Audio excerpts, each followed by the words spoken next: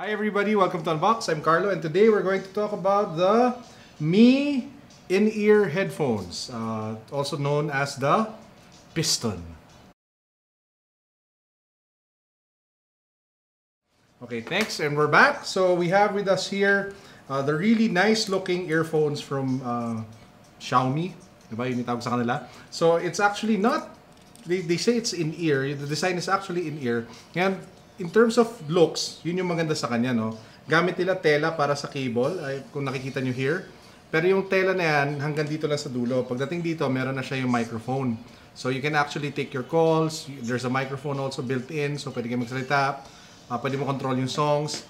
Then pagdating dito, it's your usual cables na. Tapos yung maganda sa kanya, pagdating mo dito sa taas, ang guwapo talaga para sa earphones. And this one sells for just 695 pesos. So a little less than 700. Ngayon, yung pinaka-importante, kamusta yung sound quality? So I've actually reviewed a lot of audio products before. And I can tell you, this is the best earphones you can get for under, siguro mga 1,000 pesos. So it's actually very good. It beats the crap out of the earbuds that Apple sell. So yun, fluff lang yun. Maganda lang yung tingnan. This one actually sounds pretty nice. Pero ito yung secret on how to make it sound nice. The problem kasi with in-ear earphones is yung fit nung earbud dun sa tenga ninyo. Kung masyadong maliit yan, tas malaki yung space, hindi nyo nakukuha yung full sound. So maganda na nagsama si Xiaomi ng different sizes ng mga silicone tips. So what you need to do if ever you buy this is that you try out the different sizes until you get the perfect fit. Kung medyo malaki kayo katulad ko, di obviously malaki yung tenga ninyo, di ba? You get the largest size.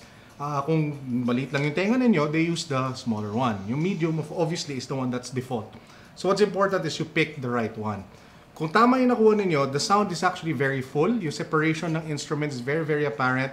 The bass is something that you will hear. If ever meron lang reklamo sa music is that when you amp up the volume na medyo mataas, nagkakaroon siya ng sibilance. Sibilance, for those who are not audiophiles, yun yung medyo parang masakit na sa tenga pag mataas yung tones.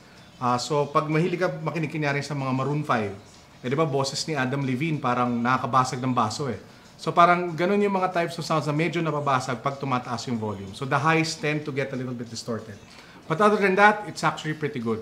So if you're looking for earphones under 1,000 or bumili kayo ng iPad, bumili kayo ng iPhone, itapon nyo na yung earphones na yun, benta nyo ng 1,500 kasi kaya nyo benta ng 1,500, bumili kayo nito.